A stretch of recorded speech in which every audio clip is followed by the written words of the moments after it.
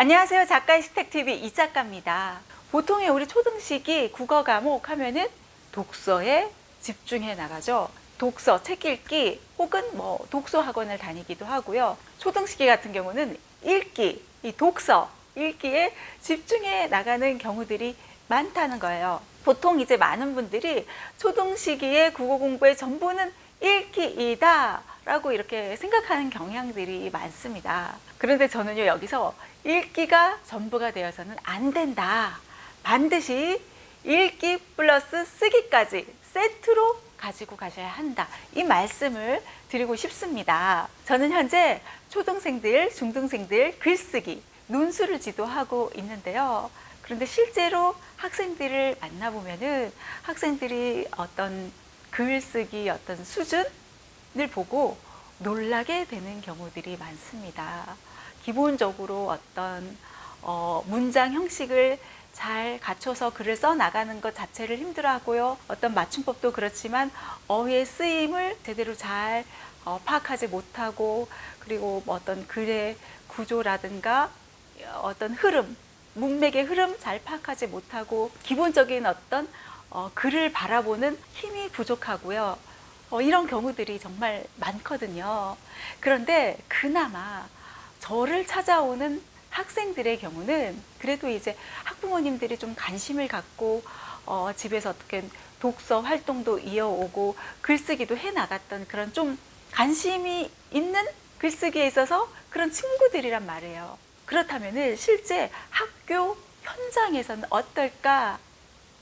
그 생각이 들더라고요. 학교 현장의 경우는 이런 어떤 문해력의 격차, 글쓰기의 어떤 격차가 굉장히 클 수밖에 없겠구나 하는 그런 생각을 해봤습니다. 실제로 이제 초등학생도 힘들지만 중학생 이렇게 올라가면은 글쓰기 과정들이 많아지잖아요. 이게 시험으로까지 연결이 되어 있단 말이에요. 수행평가라는 거를 만나면서 쓰는 일 많아지고 서술형 평가들이 늘어나기 시작하죠. 갑자기 중학교에서 이렇게 맞닥뜨린 어떤 글쓰기, 이 수행평가, 서술형 평가를 통해서 진작 좀 할 걸, 지금부터라도 시작해야겠다 해서 저를 찾아오시는 학부모님들이 계십니다. 그래서 중학교 학부모님 같은 경우 학교에서 글쓰기라는 걸 이제 배우지 못하다 보니까 쓰는 걸 굉장히 힘들어하고 있다. 그래서 쓰는 걸 좀 배워야 되겠다라는 생각에서 좀 시작해 보려고 한다. 이런 말씀을 하십니다. 자, 그런데요, 우리 학교에서 정말 글쓰기 가르쳐 주지 않는 걸까요? 글쓰기 배운 적이 없는 걸까요? 사실은 그렇지가 않다는 것이에요. 중학교 교과서를 통해서도 배워나가고 있고요. 자, 초등학교 교과서부터 우리 한번 살펴봅시다. 각 학년마다 현재 이 학습 그런 어떤 내용들을 살펴보면요. 몇 개들만 이제 소개를 해드리도록 할게요. 1학년 같은 경우는 겪은 일을 글로 써요. 가장 쓰고 싶은 일을 일기로 쓸 수 있다. 이런 학습 목표들이 나와 있고요.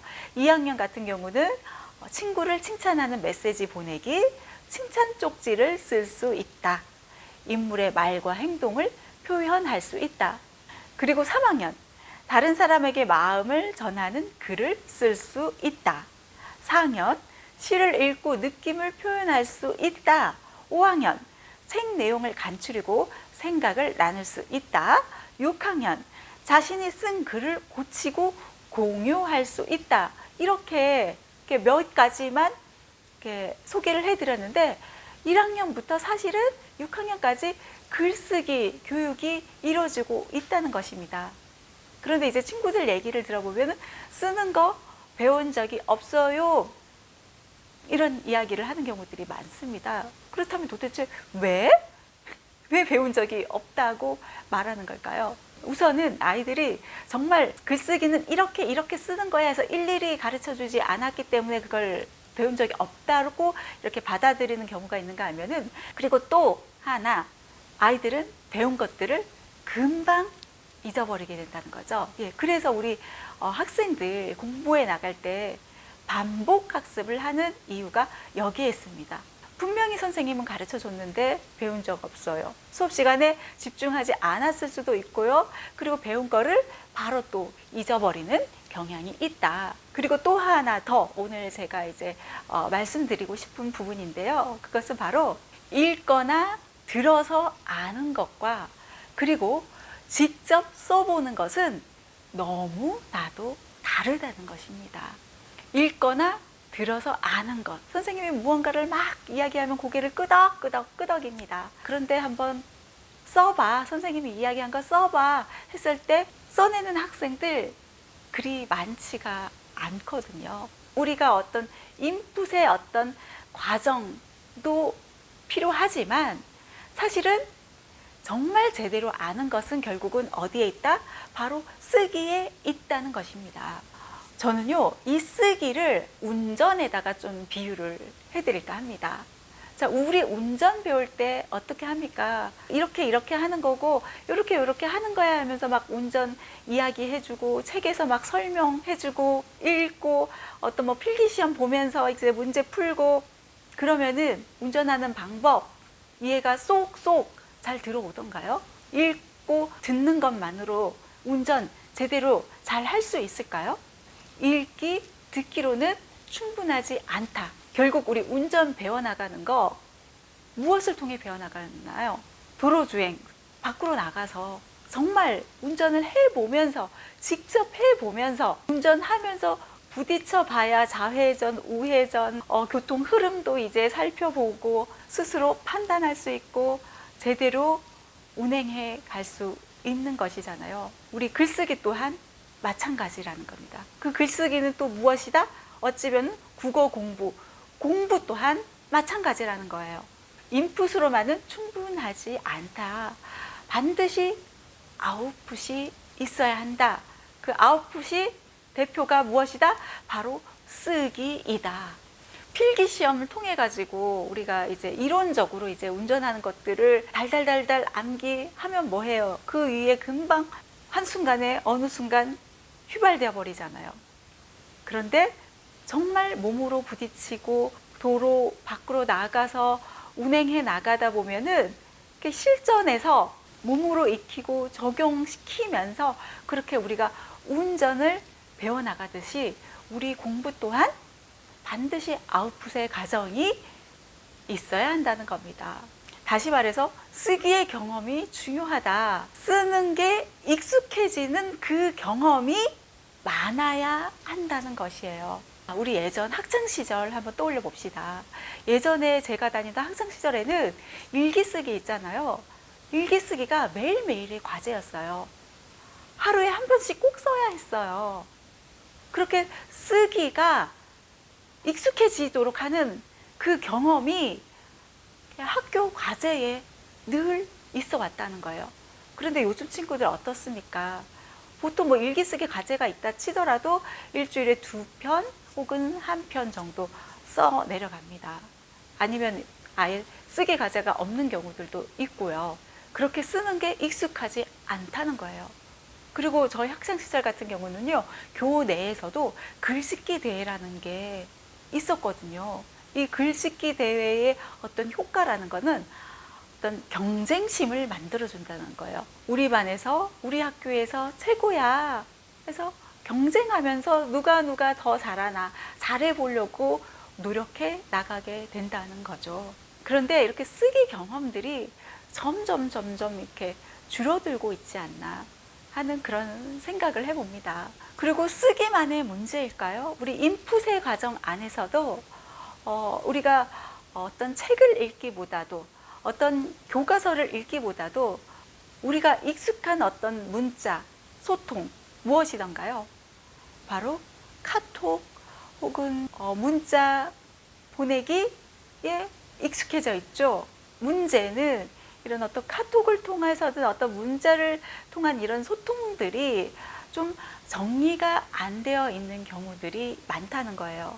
어떤 맞춤법부터 시작해가지고 어떤 문장 형식을 갖춰서 제대로 이렇게 이루어지지 않는 경우들, 어떤 축약된 단어들 혹은 새롭게 생성된 그런 어떤 단어들이 쓰이고 이런 어떤 문자 소통들의 익숙해져 있다는 거예요. 그리고 또 아무래도 영상의 시대를 살아가다 보니까 책을 읽는 경험이 부족할 수밖에 없습니다. 정말 습관적으로 책을 읽어 나간 친구가 아니면은 글이라는 것은 어떤 형식을 갖추고 글을 써 나가는지, 대략적으로 글이라는 것은 이런 식으로 써 나가는 것이구나 라는 그 파악이 힘들어진다는 거예요.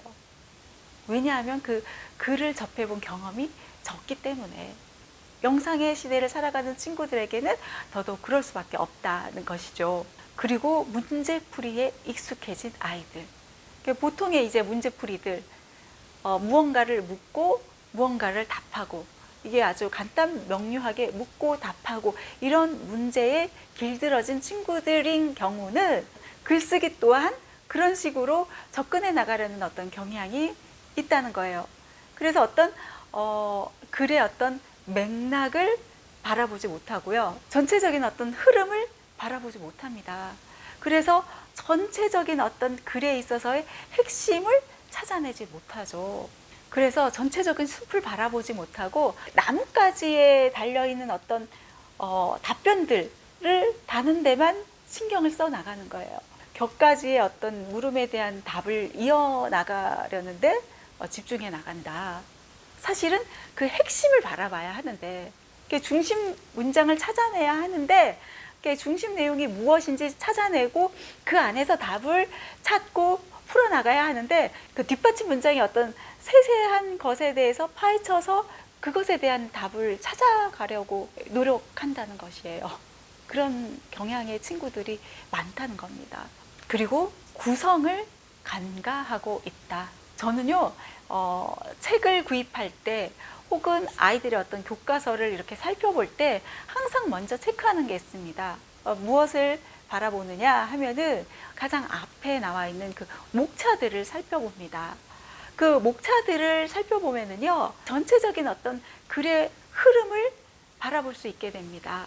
전체적인 글을 아주 꼼꼼히 읽지 않더라도 그 목차를 통해서, 그 목차의 뼈대를 통해서 전체적으로 이런 내용이 글이 담겨져 있겠구나 하고 미루어 짐작할 수 있는 것이죠. 네, 다시 말해서 목차를 보는 것은 전체적인 숲을 보기 위한 것이에요. 글을 씀에 있어도 이 구성하기, 개요짜기가 굉장히 중요하거든요.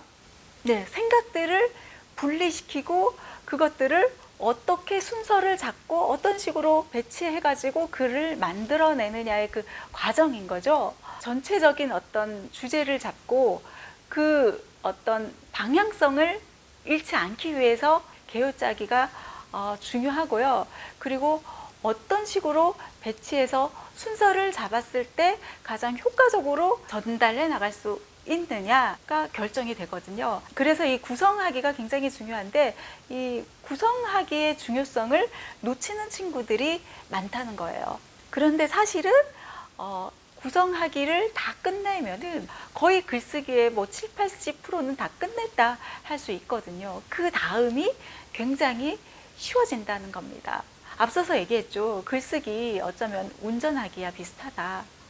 물론 몇몇의 어떤 공식들이 존재하긴 하잖아요. 주차할 때 디귿자형 주차할 때 어떤 공식 등등, 파란 불일 때는 가고 빨간 불일 때는 멈추고, 이런 공식들은 있지만 그래도 전체적으로 교통의 흐름을 볼 수 있어야 하고, 상황들을 만나면서 판단하고 대처하고, 그렇게 함으로써 운전해 나가는 어떤 감을 익혀 나가는 거예요. 그렇게 해서 얼마나 많이 운전을 해보느냐, 상황들을 만나보느냐에 따라 가지고 베스트 드라이버가 되느냐 마느냐가 이렇게 결정 나듯이 글쓰기 또한 마찬가지라는 거예요. 자꾸 써감으로써 어떤 감이 생기고 익숙해지게 된다는 거예요. 글이라는 것은 이렇게 써나가면 되는 거구나 라고 익혀나갈 수 있다는 것이죠. 그래서요, 글쓰기라는 것은 단기간에 그냥 확 배워나갈 수 있는 게 아닙니다. 과정들이 쌓이면서 익숙해지는 어떤 과정들을 밟아가야 한다는 겁니다. 그래서 초등 시기에 탄탄하게 만들어줄 필요가 있다는 그런 얘기입니다. 얘기했죠. 열심히 이제 이론 시험 볼 때 달달달달 외고 어느새 그냥 휘발돼 버린다고요. 결국 오래 기억하고 내 몸 안에 장착되고 내 두뇌에 장착되게 하는 거는 도로 위에서 직접 달려보는 거, 실제로 운전해 보는 거, 국어 공부 또한 결국은 직접 운행해야 합니다. 직접 글을 써봐야 내 것이 될 수 있다는 겁니다. 몸에 탁 장착되고 두뇌에 탁 장착됐을 때 이 국어 공부가 모든 과목에 이제 연계돼서 뭐 국어 공부뿐만 아니라 영어 공부도 사회 공부도 과학 공부까지도 잘해 나갈 수 있는 그런 어떤 힘을 전해주게 된다는 거죠. 결국 쓰기는 우리가 꼭꼭 씹어 나가는 그런 어떤 공부이다 라고 말할 수 있는 것입니다. 국어 공부에 있어서 반드시 쓰기가 같이 가야 한다는 거예요. 뭐 1학년부터 시작해 봅시다. 씀으로 인해 가지고 우리 1학년 친구들 맞춤법 공부되죠. 받아쓰기 공부되죠. 그 점점 학년이 올라가면서 이제 문장력 키울 수 있죠. 어휘의 쓰임 늘려나갈 수 있죠. 표현력도 키우고 문장의 구조도 배워나가고 논리력, 비판력도 생겨나가죠. 뭐 요약하기에 뭐 자료 찾기까지 이렇게 쓰는 그 활동 안에서 여러 가지들을 배워나갈 수가 있는 거예요. 그리고 연계 해가지고 다른 영역으로까지 이제 확장해서 공부해 나갈 수 있다는 겁니다. 그렇게 아셨죠? 우리가 읽기에만 집중해서는 안 된다. 반드시 세트로 가지고 가야 된다. 읽기 플러스 쓰기로까지 세트로 가져갔을 때 중학교, 고등학교로까지 올라가면서 이게 기초가 되어주고 심화학습으로까지 어렵지 않게 달려나갈 수 있게 된다는 것입니다. 자, 초등때 반드시 잡아줘야 되는, 탄탄하게 잡아줘야 하는 이유 아셨죠? 그럼 우리 초등학생 친구들과 어떻게 이렇게 쓰는 것을 습관으로 만들 수 있을까요? 학원의 도움을 얻으셔도 좋고요. 그게 안 되면은 요즘 시중에 서점 가보면은 초등학생부터 시작해가지고 글쓰기 교재들이 정말 많더라고요. 글쓰기 교재의 도움을 얻으셔도 좋습니다. 아니면은 직접 엄마표로 진행을 해도 좋습니다. 엄마표로 일기 쓰기로 출발해도 충분히 좋습니다. 전에 영상에서 말씀드렸죠. 사실 국어 공부 일기 쓰기가 전부이다 라고 할 만큼 중요하다 말씀드렸죠. 그 영상 참고하셔도 좋습니다. 그리고 전에 복습 일기 영상에서도 이야기했지만 공부한 거를 일기로 써나가도록 하는 거예요. 복습 일기, 전 과목, 국어 과목, 뭐 영어 과목, 수학 과목, 과학 과목, 공부한 과목들을 일기로 쓰도록 지도를 해 나가는 거죠. 이런 방법들이 있고요. 그리고 또 한 가지 제가 오늘 추천하고 싶은 방법은요. 글쓰기 챌린지, 요즘 막 챌린지 많잖아요. 글쓰기 챌린지를 한번 시도해 보라는 겁니다. 가족 글쓰기 챌린지 그 이벤트를 만드는 건 어떨까요? 이거를 뭐 한 주에 한 번이라도 이렇게 주간 행사로 만드는 거예요. 그렇게 해서 이게 아이만 쓰는 게 아니라 같이 쓰는 거예요. 엄마도 같이 쓰고 아빠도 같이 쓰고 챌린지로 만드는 거죠. 아이에게 이렇게 쓰는 경험을 시켜주기 위해서. 근데 우리 부모님이 좀 쓰는 게 힘들다 하면은 좋은 글들 그거 찾아가지고 이제 필사해서 그것들을 이제 발표하는 거예요. 필사로 출발을 하셔도 좋습니다. 그래서 가족마다 한 명씩 이제 쓴 글을 발표하는 시간을 가지는 거예요. 가족 구성원 중에서 이제 못 쓴 사람 같은 경우는 이제 벌칙을 주는 거죠. 그리고 전원 성공했을 때 뭐 피자 먹는 날, 치킨 불러 먹는 날, 혹은 뭐 과자 파티 하는 날 해가지고 어떤 즐거움의 날로 만드는 겁니다. 그리고 이거는 제가 배달의 민족에서 힌트를 얻었는데 배달의 민족 같은 경우 이제 별점 매기기 있잖아요. 이것처럼 우리 글쓰기 챌린지에서도 우리 가족 구성원들이 각자 가지고 온 어떤 글들 있잖아요. 그 글에 대해서 별점을 매기는 거죠. 그래서 엄마가 가지고 온 글은 뭐 4점, 아빠가 가지고 온 글은 뭐 5점, 동생 글은 뭐 2점, 이런 식으로 이제 별점 매기는 거예요. 그러면서 이제 그냥 별점만 매기는 게 아니라 그 이유까지 이제 이야기를 하는 거. 그런 식으로 해가지고 각자 쓴 글들을 공유하는 시간을 갖는 것, 그리고 그 과정 안에서의 어떤 글쓰기 경험을 이어나갈 수 있도록 하는 것, 그리고 어떤 즐거움을 만들어준다는 것, 이런 점에서 이 가족 글쓰기 챌린지를 좀 한번 추천해 봅니다. 네, 글쓰기 점점 중요해지고 있습니다. 초등학교 때는 잘 모르다가 이제 중학교 올라가면서 이제 맞닥뜨리면서 좀 진작 좀 해둘 걸 하고 후회하는 경우들 많거든요. 초등식이 독서가 전부가 아니다. 글쓰기까지 세트로 꾸준하게 쓰는 환경을 만들어주는 것 잊지 마시기 바랍니다. 오늘 영상은 여기까지입니다. 감사합니다.